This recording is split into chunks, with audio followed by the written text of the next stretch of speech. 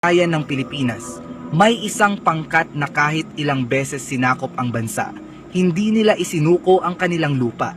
Sila ang Tausug, mga anak ng Agos, mandirigma ng Mindanao.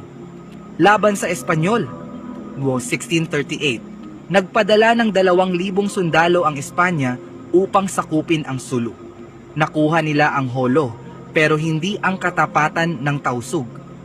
Sa loob ng maraming taon, patuloy silang lumaban gamit ang kris at barong, mabilis sa dagat at mabagsik sa digmaan. Laban sa Amerikano, 1906, sa Budaho Massacre, halos 1,000 Tausug, babae, bata at mandirigma, ang lumaban gamit ang gulok at sibat laban sa mga rifle ng Amerikano. Bagaman natalo, pinatunayan nilang hindi matitinag ang kanilang diwa.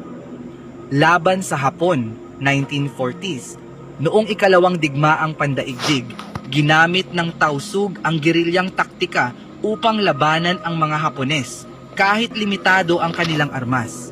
Sila ang naging unang linya ng depensa sa Mindanao, at hanggang ngayon, mula sa dagat ng Sulu hanggang sa kasaysayan ng digmaan, ang Tausug ay nananatiling isang simbolo ng tapang, paglaban at kalayaan.